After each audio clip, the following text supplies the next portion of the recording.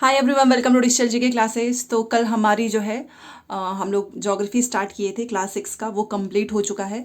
आज से जो है हमारी क्लास 7th की ज्योग्राफी है। तो देखिए, हम लोगों ने पूरा एक सीरीज़ किया था जिसमें हम लोगों ने कुछ बिहार स्पेशल एंड कुछ बिहार की ज्योग्राफी और साथ में कुछ ऐसे जनरल चीज़ें पढ़ी थी।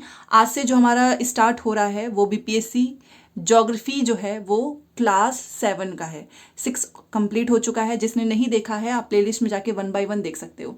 तो अभी जो है समय भी हमारे पास ज़्यादा है नहीं, तो कोशिश करेंगे कि एक एक दिन में 2-2 3-3 चैप्टर कंप्लीट करें। वो डिपेंड करेगा कंटेंट पे। तो आज बेसिकली हम चैप्टर 1 एंड चैप्टर 2, जिसमें चट्टान और खनिज, ये बहुत ही इंपॉर्टेंट है। एंड पृथ्वी का जो लेयर्स है ना, वहाँ से प्रश्न पूछता है। आपने सुना ही होगा कि नीफे सीमा कौन सा बाहरी लेयर है, तो वो वाले सारे क्वेश्चंस करेंगे। ठीक है, तो 2 से 4 दिन में आपकी ये भी खत्म हो जाएगा, फिर आपका 8। इस तरीके से करते करते हम क्लास 10 तक का कर लेंगे, क्योंकि जिसने भी क्लास 6 से लेकर 10 तक की एनसीईआरटी एससीईआरटी पढ़ी होगी ना, वो सारे क्वेश्चंस अटेम्प्ट करके आएगा जीएस में। मतलब कि अगर मैं बोलूँ तो अगर आप यहाँ पे हिस्ट्री ज्योग्राफी लेकर चल रहे हो तो यही एक बहुत बड़ा सा देखा जाए अमाउंट होता है, क्योंकि यहाँ से क्वेश्चंस ज़्यादा पूछते हैं, चाहे वो हिस्ट्री हो चाहे ज्योग्राफी हो। तो चलिए स्टार्ट करते हैं, और वीडियो को लाइक कर दीजिएगा अगर आपको क्लासेस पसंद आ रही हैं। एंड सारी पीडीएफ आपको टेलीग्राम पे मिलेगा इसी तरीके से हाईलाइटेड, ताकि आपको आसानी से रिवीजन करने में कोई दिक्कत ना हो। तो ये जो हमारा सबसे पहला है, पृथ्वी के अंदर ताक झांक, इसका मतलब आज हम पढ़ने वाले हैं हमारे अर्थ के बारे में। ठीक है, देखिए ये वाली चीज़ें मत पढ़ना, क्योंकि यहाँ पे एक कहानी है जहाँ से एक भी प्रश्न नहीं आएगा।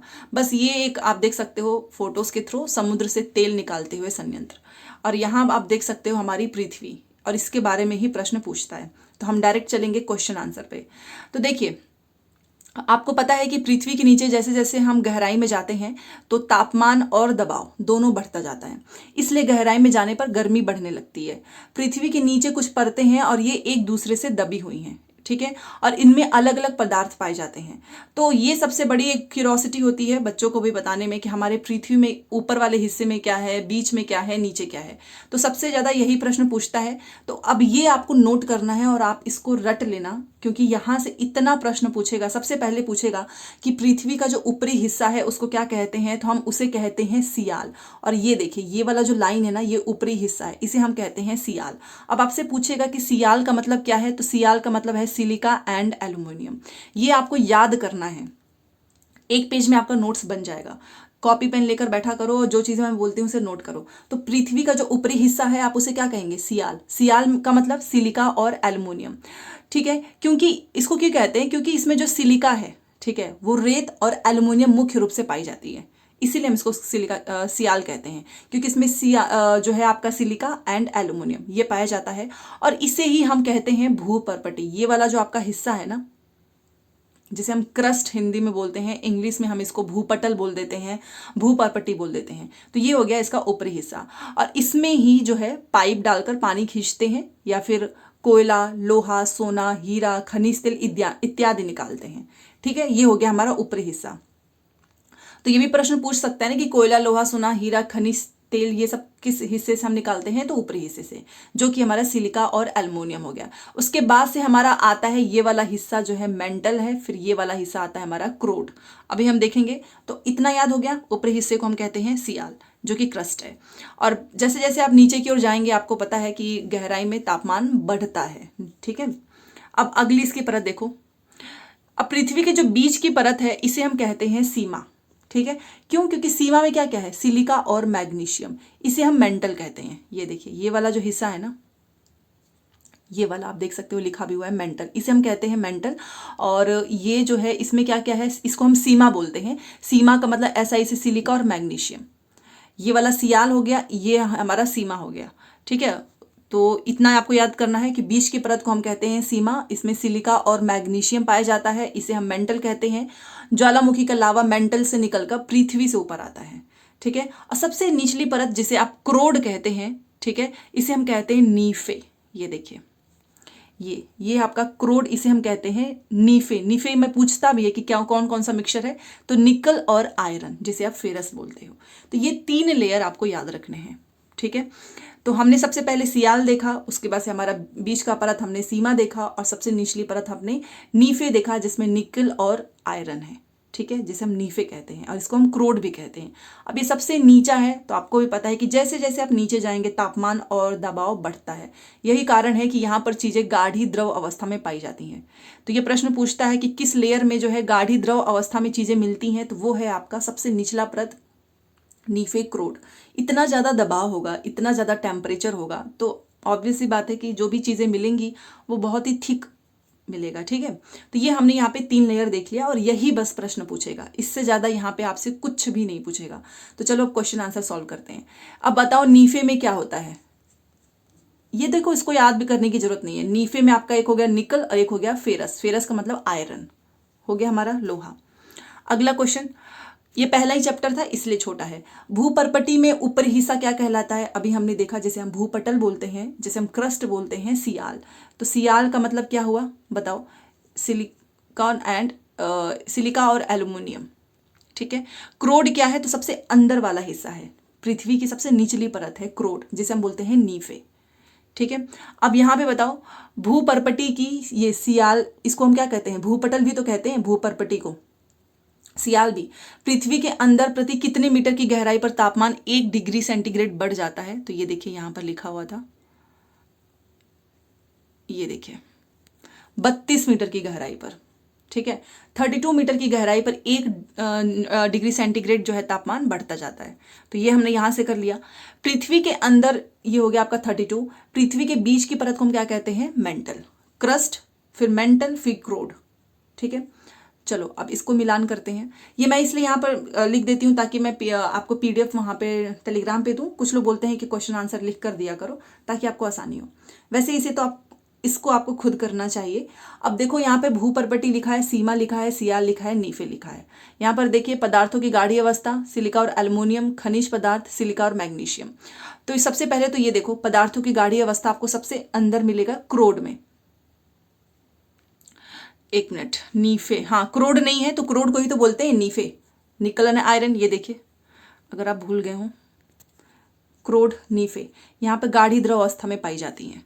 ठीक है, तो ये वाला हो गया हमारा नीफे में सबसे ज़्यादा। उसके बाद से आप बताइए भूपर्पटी क्या है। ये सबसे बाहरी लेयर है ना, ऊपरी सियाल बोलते हैं, सिलिका और एल्युमिनियम हो गया। सीमा में आपका सिलिका और मैग्नीशियम है, और नीफे में आपका पदार्थों की गाढ़ी अवस्था है। और आपको पता ही है कि सियाल में ही आपको खनिज पदार्थ मिलेगा। ठीक है, खनिज पदार्थ जो हम देख रहे थे ना, सबसे पहले ही लाइन लिखी थी कि यहाँ पर आपको खनिज पदार्थ मिलेगा। ये देखिए, ये कोयला, लोहा, ये सब क्या है, खनिज पदार्थ हैं।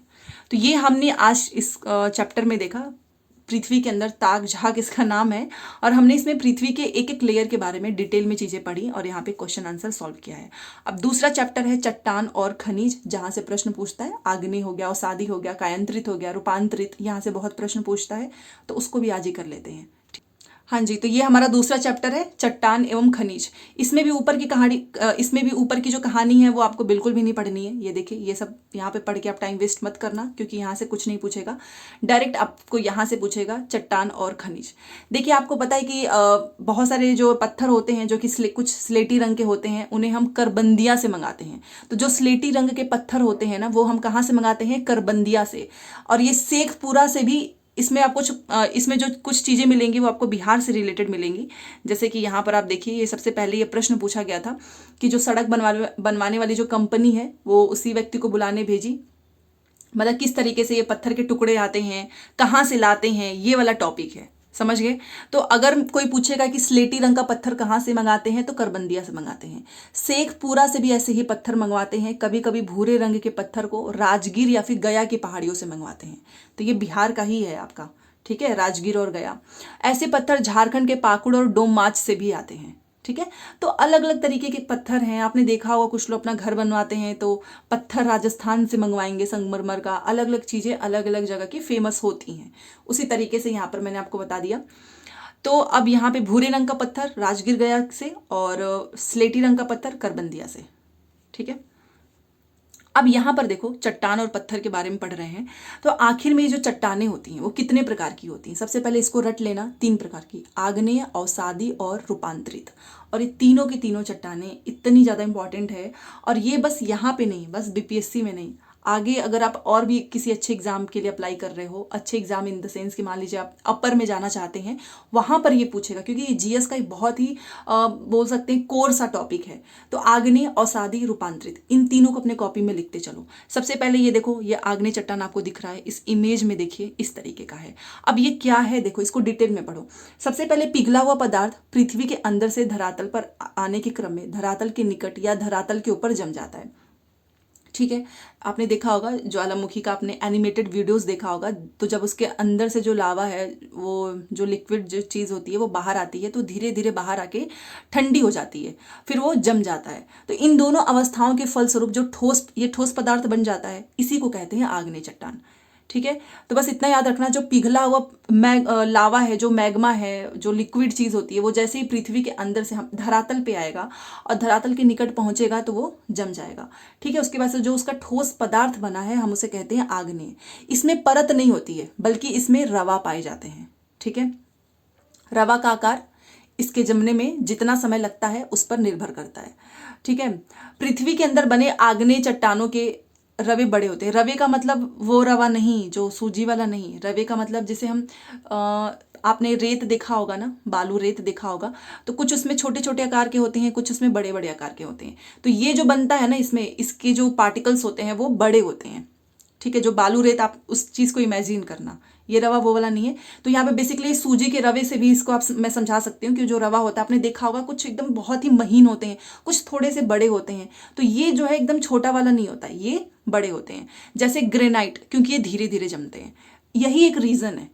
देखो, जो जल्दी जम जाएगा वो छोटे होंगे, बट ये धीरे धीरे जमता है, जिसकी वजह से ये बड़े होते हैं। एक बार और मैं आपको बता रही हूँ, देखो इसको याद कर लेना। पिघला हुआ पदार्थ पृथ्वी के अंदर से जैसे ही बाहर आएगा वो जमेगा और वो ठोस बन जाता है, उसे कहते हैं आग्नेय। इसमें परत नहीं होती, मतलब इसमें लेयरिंग नहीं होती है, इसमें होते हैं वो रवा पाए जाते हैं। ठीक है, अब रवा का आकार इसके जमने में जितना समय लगेगा, मतलब जितना ज़्यादा टाइम लगेगा, उसी के ऊपर डिपेंड करेगा। अगर जल्दी जम जाएगा तो छोटे हो जाएंगे, और लेट जमेगा तो बड़े हो जाएंगे। तो पृथ्वी के अंदर बने आग्नेय चट्टानों के रवे बड़े होते हैं, जैसे ग्रेनाइट, क्योंकि ये धीरे धीरे जमता है, ये रीज़न है। धीरे धीरे जम रहा है, इसी वजह से बड़ा है, और जो जल्दी जम जाएगा उसके रवे छोटे हो जाएंगे। ये हो गया आग्नेय। अब ये मैं आपको इसलिए बता रही हूँ क्योंकि ये पूछा हुआ है। यहाँ पर आप फोटो देखिए, पहले ये देख लेते हैं। पृथ्वी के ऊपर की जो चट्टानें होती है ना, वो जल्दी जमती हैं, इसलिए इसमें रवे महीन होते हैं। ये चीज़ क्लियर हो गई। अब देखो, जो जल्दी जमेगा ना, उसकी रवे बहुत ही महीन होंगी, मतलब बहुत छोटी छोटी होंगी, और जिसमें जितना ज़्यादा टाइम लगेगा वो उतने ही बड़े होते हैं। तो एक बात याद रख लो, आग्नेय का एग्जाम्पल बेसाल्ट एंड ऑब्सीडियन। एक प्रश्न पूछा था कि बेसाल्ट किसका एग्जाम्पल है, आग्नेय, अवसादी, कायांतरित, तो ये है आग्नेय का। ठीक है, ये तो आपको बिल्कुल भी नहीं बोलना है, बेसाल्ट, ऑब्सीडियन, एंड यहाँ पर आप देख सकते हो ग्रेनाइट। ठीक है, आग्नेय एकदम अच्छे से समझ में आ गया। अब ये फोटो देखो, दूसरा है अवसादी। तो यहाँ पर देखो, ये चट्टानें जो है, नाम से ही क्लियर है, अवसाद या फिर जो तलछट होता है ना, तलछट का मतलब बोल सकते हैं कि जो कुछ चीज़ें बच जाती हैं उसके जमाव से बनती हैं। और ये चट्टानें दो अवस्था में बनती हैं। पहला देखो, मतलब दो इसका स्टेज होता है। पहला जो स्टेज होता है उसमें पानी के अंदर, और दूसरा पानी के बाहर जमीन पर। ये क्लियर रखो। सबसे पहले तो ये अवसाद या तलछट के जमाव से बनती हैं। दो स्टेजेस होते हैं, पहला पानी में और दूसरा पानी के बाहर। जब पानी के अंदर तलछटों का जमाव काफी समय तक परत दर परत होता, अब देखो आग्नेय आपका परतदार नहीं होता, वो रवि के जैसा होता है, और ये परत दर परत होता है। ये इस डिफरेंस को समझना। अवसादी, ठीक है, इसमें लेयरिंग होती है। तो जब पानी के अंदर तलछट का जमाव होगा तो काफी समय तक ना परत दर परत होता रहता है।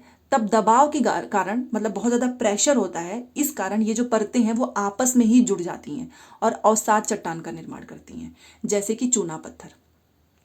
इसी तरह जब धरातल पर, ये तो पानी के अंदर का था, ये पानी के बाहर का है। जब धरातल पर पानी के बाहर महीन अवसाद परत दर परत जम जाता है, तब दबाव के कारण आपस में जुड़ जाते हैं, जिससे अवसादी चट्टान का निर्माण होता है, जैसे कि आपका बालू पत्थर और सील।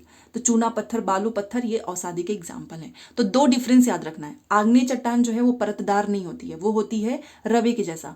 अवसादी चट्टान पानी के अंदर होता है और पानी के बाहर होता है, इसलिए लेयरिंग होती है। बहुत ज्यादा दबाव के कारण ये सारे परत आपस में जुड़ जाते हैं, जिसकी वजह से अवसादी चट्टान का निर्माण होता है। ये डिफरेंस समझ में आ गया कि आग्नेय आपका रवे जैसा होता है, और ये जो है धीरे बाहर मतलब बहुत समय लगाता है, इसलिए इसके रवे बड़े होते हैं।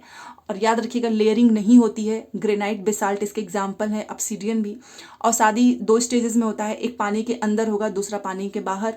और तलछट का जो जमा है वो बहुत टाइम लगता है, इस वजह से लेयरिंग होती है और इतना प्रेशर पड़ेगा ना तो जुड़ जाती हैं।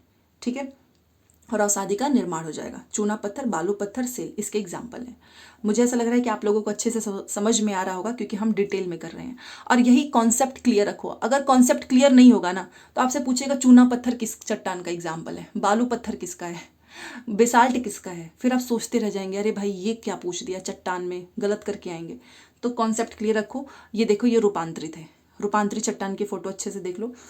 अब देखिए, हमने आग्नेय पढ़ा कि रवेदार होता है, परतदार चट्टान के बारे में हमने पढ़ा, मतलब अवसादी वाला। अब इसमें क्या होता है ना कि ये जो रूपांतरित है, नाम से ही क्लियर है, रूपांतरित हो जाना, उसी में चेंज हो जाना। जब आग्नेय या फिर परतदार चट्टान में ताप या दबाव या दोनों के ही कारण इसके स्वरूप और गुण में बदलाव हो जाता है, तो इसे रूपांतरित चट्टान कहते हैं। बस ये आग्नेय और अवसादी का ही रूपांतरित जो है, ये है हमारा रूपांतरित चट्टान। मान लो अब आग्नेय है, उस पर भी तो प्रेशर लग रहा है ना, तापमान दाब लग रहा है। आपका जो परतदार चट्टान है उसमें भी ताप दबाव लग रहा है। अब दोनों पे ही टेम्परेचर प्रेशर के कारण दोनों का ही स्वरूप बदल गया, दोनों की क्वालिटी बदल गई और एक नई चीज सामने आ गई, वो है हमारी रूपांतरित। समझ में आ गया? इसके एग्जाम्पल आपको रट लेना है, क्योंकि इतनी बार पूछा है। संगमरमर, मार्बल्स जिसे हम बोलते हैं, ये रूपांतरित चट्टान का ही एग्जाम्पल है। चूना पत्थर, ये चूना पत्थर, और यहाँ पे था आपका बालू पत्थर, सेल। तो ये देखिए, चूना पत्थर आप जानते ही हैं, क्योंकि अवसादी चट्टान का जो निर्माण होता है जैसे कि चूना पत्थर है, और इसी चूना पत्थर का जो है दबाव और तापमान की वजह से जो रूप बदला है, इसी वजह से हम चूना पत्थर को रूपांतरित चट्टान बोलते हैं। ठीक है, तो आपका चूना पत्थर अधिक दबाव और ताप के कारण संगमरमर में बदल जाता है। ठीक है, जो चूना पत्थर है ना वही बदल जाता है संगमरमर में। इसी प्रकार ग्रेनाइट ताप एवं दबाव के कारण नाइस में बदल जाता है। आप सोचो, आप खुद सोचो कि रूपांतरित का डेफिनेशन क्या है, कि आग्नेय और चट्टान, आग्नेय और अवसादी, इस पे जब ताप और दबाव पड़ा, इसके वजह से दोनों का रूप बदल गया। तो आग्नेय चट्टान का एग्जाम्पल बताइए क्या था? ग्रेनाइट था, हमने पढ़ा था स्टार्टिंग में ही। यहाँ पर देखो, ये था ग्रेनाइट। अब इस पे टेम्परेचर और दाब का प्रभाव इतना ज़्यादा पड़ा कि इसका रूप बदल गया, और ये बदल जाता है नाइस में। तो ग्रेनाइट बदल जाता है नाइस में। सेम उसी तरीके से जो हमारा अवसादी चट्टान है उसका एग्जाम्पल था चूना पत्थर, इस पे इतना ज़्यादा दबाव और ताप पड़ा कि ये बदल गया हमारा संगमरमर में। अब समझ गए रूपांतरित चट्टान हम क्यों बोल रहे हैं? उन्हीं दोनों का तो रूप है ना ये। इससे इन्हें ही हम कहते हैं कायांतरित चट्टान भी, रूपांतरित को ही बोलते हैं कायांतरित भी। तो ये 3 चीज़ें मैंने आपको इसलिए डिटेल में बताई है, क्योंकि ये आपका आगे का जो भी टीचिंग एग्जाम्स होते हैं ना, UP TET, super TET, KVS, C TET, हर जगह पूछता है। ठीक है, तो ये क्लियर हो गया। एक बार अपवरण यहाँ पे देख लीजिए। एक अपरवन क्या होता है? ये एक वैसी प्रक्रिया है जिसके द्वारा चट्टानों की परतों में काट छाट होती रहती है। ठीक है, मतलब ट्रीमिंग होती रहती है। अब ये देखते हैं। अब एक मजेदार बात यह है कि चट्टानों की मान लो लेयरिंग हो रही है। ठीक है, अब परत बन रहे हैं, तो उसके बीच में ना कई बार पौधे, जानवर, कोई भी जीवाणु दब जाता है। अब ये दब गए हैं तो ये दबे दबे सैकड़ों हजारों वर्ष ठोस पत्थर के रूप में बदल जाएंगे। तब हम इन अवशेष को कहते हैं जीवाश्म। प्रश्न पूछता है कि जीवाश्म किसे कहते हैं? यही जो है चट्टानों का निर्माण हो रहा है, लेयरिंग हो रही है, उसके बीच में पौधे, जानवर, जीवाणु दब जाएंगे, मर जाएंगे, फिर वो दबे दबे जो है इसी तरीके से काफी वर्ष हो जाता है, फिर हम इसको बोलते हैं, इन्हीं अवशेष को बोलते हैं जीवाश्म। ये चीज क्लियर हो गई? जीवाश्म किसे कहते हैं? क्योंकि जीवाश्म का डेफिनेशन पूछता है। अब यहां से देखो, खनिज, ये तो भाई बहुत इंपॉर्टेंट है। खनिज तो आपको बिल्कुल भी नहीं भूलना है कि 2 प्रकार के होते हैं, एक धात्विक है, अधात्विक है। बस इतना रट लेना। तो देखो, खनिज, इन्हीं चट्टानों में खनिज पाए जाते हैं। ये जो चट्टान पढ़ा ना हमने 3, आग्नेय, अवसादी, रूपांतरित, इन्हीं में पाए जाते हैं खनिज। प्रत्येक खनिज का अपना खुद का एक मतलब रासायनिक और भौतिक गुण होता है, और ये हमारे बड़े काम आते हैं ये खनिज। ये भूगर्भ से ही काफ़ी आपको पता है, ये बहुत ही ज़्यादा एक तरीके से प्रीसियस होता है। कई बार आपने देखा होगा कि नीचे से खुदाई हो रही है, पेट्रोल, तेल, कुछ सोने मिल रहे हैं, तो ये भूगर्भ से ही निकलते हैं और बहुत ही ज़्यादा मूल्यवान होते हैं, इसलिए हम इसको रत्नगर्भा कहते हैं। अब चलो डेफिनेशन तो छोड़ो, बट ये याद कर लेना। सबसे पहले खनिज का वर्गीकरण याद करो, 2 प्रकार का होगा, धात्विक, अधात्विक। अब पहले बात कर लेते हैं धात्विक। अब ये पहले हमने खनिज को 2 पार्ट में डिवाइड किया, धात्विक, अधात्विक। अब ये धात्विक को भी 2 पार्ट में, क्योंकि प्रश्न पूछता है कि धात्विक कितने भाग हैं, तो 2 हैं। एक हमारा लौह युक्त, मतलब जिसमें आयरन, और एक होगा आपका अलौह, ये मैंने लिख दिया है, ये देखो, ये इसमें प्रिंट में अच्छे से था नहीं, लौह।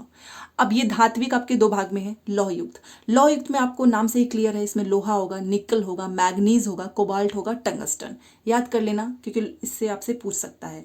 और लौह में आपका सीसा, जस्ता, सोना, चांदी, टीन, तांबा। ठीक है। दूसरा हमारा है अधात्विक।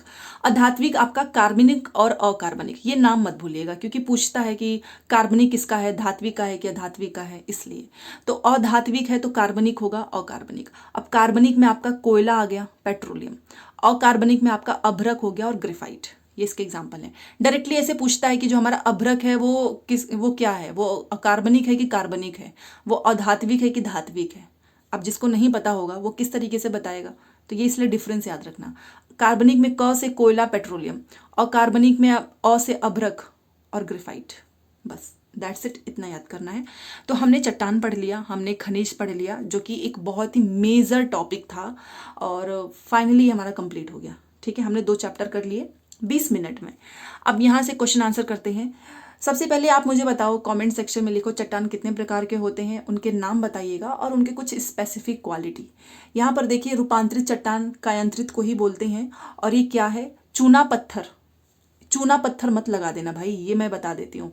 बहुत सारे लोग सोचेंगे चूना पत्थर, नहीं, ये चूना पत्थर तो आपका औसादी है, बट इस पर इतना दाब पड़ा, इतना ज़्यादा ताप पड़ा तो इसका रूप बदल गया ना, और जो इसका रूप बदला है वो है संगमरमर।